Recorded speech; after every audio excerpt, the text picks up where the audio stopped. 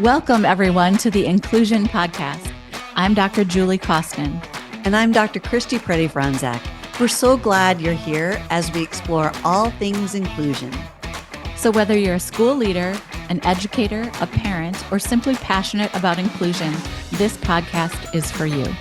In each episode, we go beyond the usual conversations, diving into what truly makes inclusive education work. Together, let's make a difference, one conversation at a time. Here we go. Hi, everyone, and welcome to the Inclusion Podcast. This is episode 62, and it's about stopping challenging behavior before it even starts. Okay, but Julie, I know we're going to set the stage a little bit more, but sometimes I have trouble when everything's always about prevention, when most behaviors that challenge us happen in the blink of an eye, or a kid goes from 0 to 60. So I'm going to keep my skepticism to the side, but I'm curious how we're going to talk about prevention when my heart is heavy with, 0 to 60.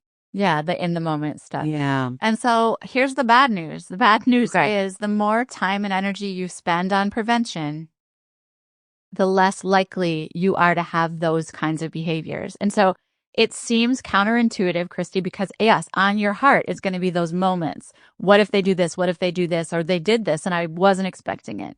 It feels very unexpected. But if you spend 80% of your energy on the proactive stuff, you're going to have fewer and fewer of those instances, and your life is actually going to be a lot easier in the classroom. And when you just said that, Julie, it made me think, if we're always saying to folks, you can't teach during the storm. Yeah. Right. When a kid's dysregulated, they can't learn, they can't remember, they can't recall that stuff. Yeah. Even if it's for a split second or a minute. Yeah. Conversely, we're also, or simultaneously, I guess, we're also saying teach self-regulation. So what you just did was you clarified in my mind that these prevention or proactive tweaks or techniques are actually teaching self-regulation and coping strategies 80% of the time. And then 20% of the time I'm spending getting kids back into a ready state. So it's not just like prevention, but when you said proactive, I felt like, oh, I'm actually teaching self-regulation skills by doing these things, right? Yeah. Some of the tweaks that we're going to share with you today are proactive in the way that you create the environment for fewer and fewer behaviors to occur. And some of them are actually about teaching self-regulation or teaching how to help kids to co-regulate, essentially. And so those are different, but they're all about reducing the amount of minutes you're going to spend in the storm. It's going to reduce the number of times that kids really, really struggle. And I could hear you right then, Julie. So we can just say it out loud, because you are hesitant to say teach self-regulation because people are thinking that means the kid's going to be able to regulate on their own, especially anyone that's younger than 25 years old, which are all of our students. So I could see it. You guys can't see Julie, but I can see her. And she's like, I want to talk about co-regulation, not self-regulation, because I know that's what kids need. So just folks, whenever Julie and I say self-regulation, we mean the ability to manage energy and tension, that ability to stay in homeostasis, and that we recognize that requires co-regulation and these tweaks that we're going to talk about today. And you can get all 16 of the tweaks. We're not going to cover all 16 at inclusiveschooling.com/download 62. Today's episode will give you 16 of these preventative and proactive tweaks. Yeah. And so if you're wondering, well, what are the kind of tweaks that they're going to talk about? They're really kind of ranging from predictable routines to sensory-friendly spaces to helping everybody learn and understand how to better self-regulate. And so all those kinds of things will be wrapped up in the 16. And we've got to remember, the more time and energy we spend here, the less time and energy we spend really stressed by behavior. So which one do you want to start with, Julie? What tweak is on your mind today? Okay, let me look. So what I would like to start with is predictability. Okay. That's a fun one. Yeah. And it's really about a couple of things. When we say predictability, I think a lot of people move to this idea of, oh, yeah, kids with autism need a visual schedule, and we've got to stay super predictable for those kind of neurodivergent humans. Wait, stop. True. We need to be predictable for lots of kids who are neurodivergent. It helps. And predictability helps for every single student in your class. So whether they're 12th grader, an 8th grader, or 3 years old, the more you can explain what's coming, take them. It's kind of like I love to write, right? So I love an advanced organizer. I love when I'm writing and I got this paragraph that says, hey, this is what you're about to read. And I also love at the end when I say, this is what you read, right? These are the big ideas. Same concept, except you're doing that live and in person and in the classroom to say, here's what's coming. Here's what's different or unexpected. And then let me support you through those transitions because they're harder on the human brain and nervous system than you might think. So, Julie, help me out, even just from your perspective, with ADHD as a superpower. So I was having a conversation the other day with my friend Debbie about how people like to do things that they've done before. Mm. And you don't tend to like to do things on repeat. So let me set it up a little bit. So we have a friend that has done the Appalachian Trail before, and he's wants to do it again. And Debbie's like, why would you want to do it again? And in my mind, I love predictability, as you well know. I do not like anything unexpected. I'm thinking because he knows what to expect. He knows what it's going to feel like, look like, where he's going to stay, when he's going to get tired, like, because he's done the trail before. And she's thinking, how boring. Like, there are 8 million other trails in the world. Go do them. So I'm curious what you're thinking about as we were talking about even students who are neurodivergent or students with autism, this idea of like predictability, but also how necessary novelty is. So help me out here. Like, do you go on the trail again or not? So I would say I'm allergic to repeat. I'm nearly allergic to doing the same thing over and over and over again. And what we mean by predictability is setting up the agenda or the day to be clear with what is to come, but fill that schedule with novel things. So it doesn't mean, hey, every day is going to look the same thing. You know, we're going to read chapter 2 on repeat all day long, you know, all the year long. Now, you know, some people like Christy would be like, do you know the nuance? Like, God, you know, the nuance I could pull from chapter 2. I could have such a deep and but instead it's like we're still doing novel things, but the framework stays predictable. And anytime there's disruption, it's very clearly explained and that you expect disruption to feel hard to all people. Christy, even when we teach adult learners, I think it's so useful when we talk through the agenda, when we repeat back to the agenda, when we say, we just learned this and we're going to move to this, all their little brains, it helps them get back into their prefrontal cortex. And so the more you can act as if you are a concierge, bringing people through this land of learning and supporting them all the way through, they're going to not be stressed about the one thing called, what are we going to do? How long is it going to take? When is it going to be over? When are the bad parts coming? When are the good parts coming? Instead, their little minds are calm and they're ready because they know what to expect. I'm going to piggyback on that because, Julie, we said we were going to, you know, the handout for this episode has 16 and we just took like 8 minutes to talk about one of them, which is fine because I think this is what you and I try to tell people all the time. We say art and science or nuance, but you can take something like predictability. And we really do, as educators, need to sit down and talk about what assumptions are we making about our own nervous system driving the predictability. Like my classroom might get too rigid because I like that level. And now I've bored you to death. So I have to take those different perspectives as well as understand, oh, the framework stayed the same.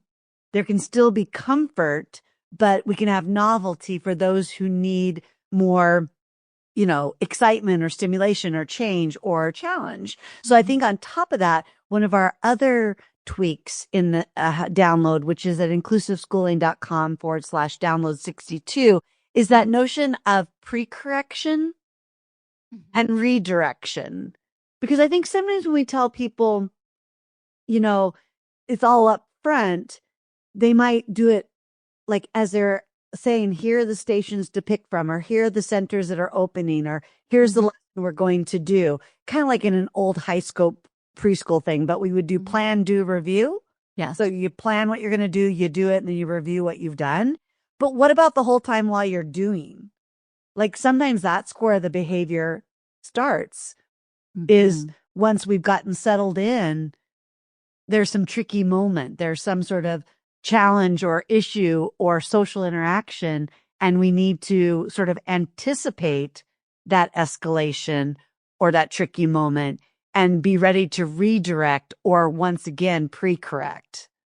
Well, Christy, I don't know if I'm taking this in the way that you were thinking, but I want to add that whenever I'm in the moment and I'm realizing, oop, this isn't working for somebody, even though I laid out all the centers, even though I explained all the choices, I go, ooh, I wonder if there's a place to add another choice. That's kind of the Mm. question I ask myself. And so I take a look at, you said it might be a social interaction kind of thing, but right then and there, I might say, you know what? It's okay to work by yourself if that feels more comfortable to your nervous system today. And all of a sudden, you're just building in a quick choice that's going to eliminate kind of in the moment what's happening for some kids. And that's a perfect reminder that this particular handout of 16 has embedded in it hyperlinks to other handouts because, Yes. you know, it's our love language.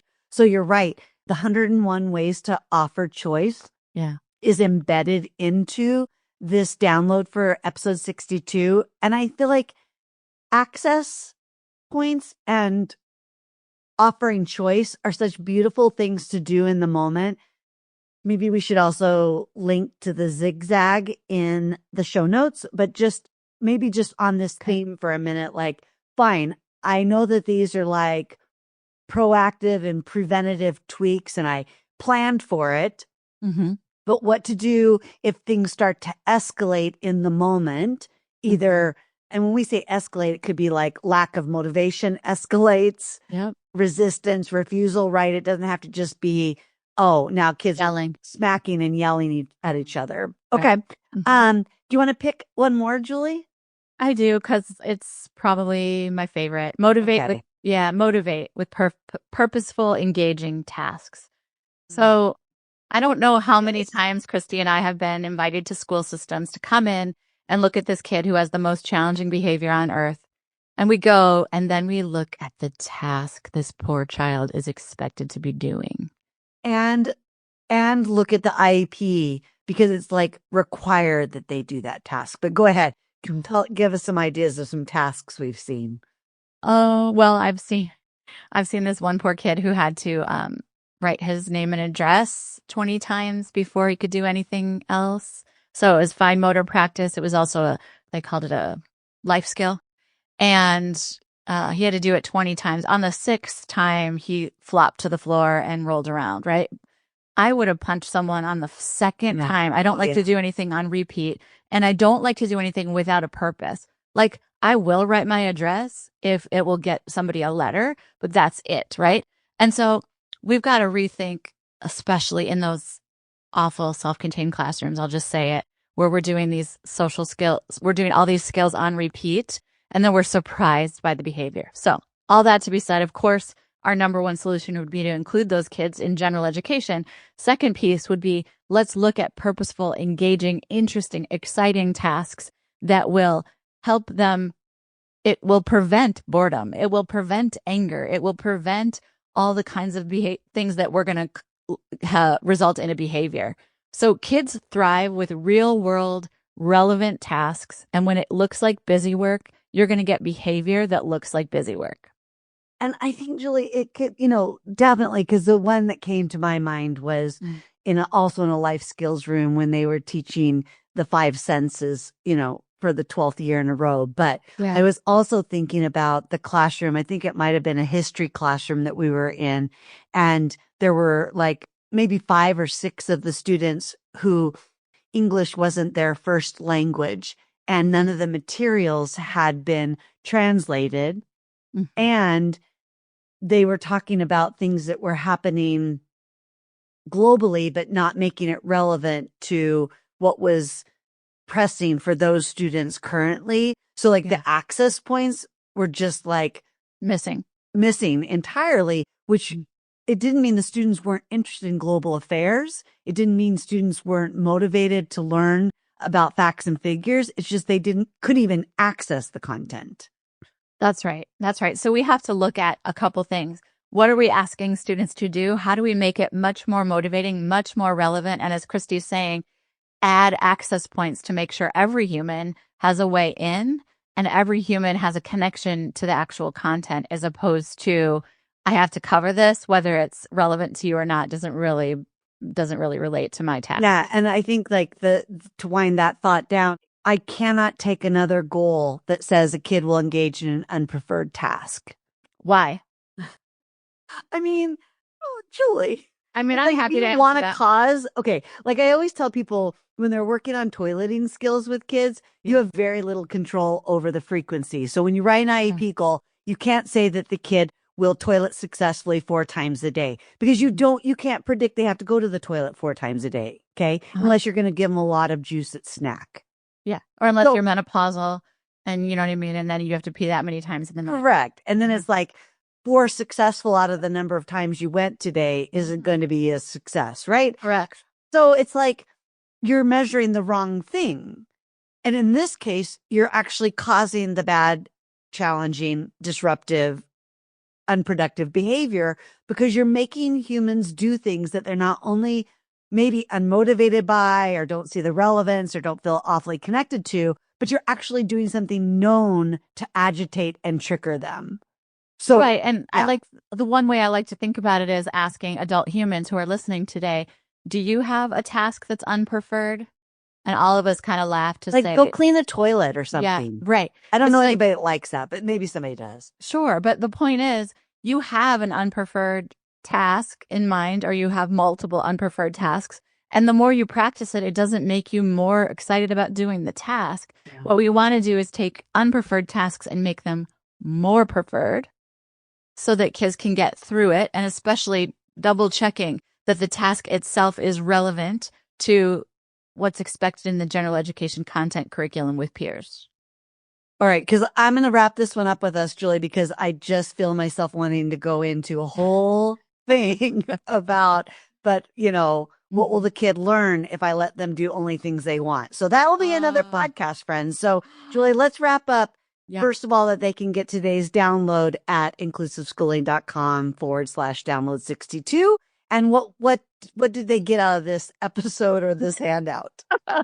So again, we were talking about stopping challenging behavior before it starts, and the bulk of the strategies are going to be on that handout. But remember, prevention doesn't mean perfection. It's about setting up spaces where kids feel safe and capable and connected from the start.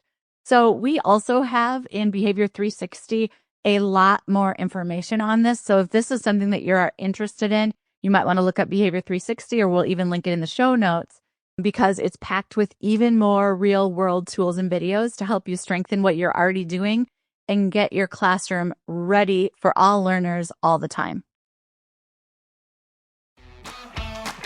Thank you for tuning in, and don't forget to subscribe and catch up on past episodes where we share valuable insights, straight talk, and practical steps to challenge outdated special education practices.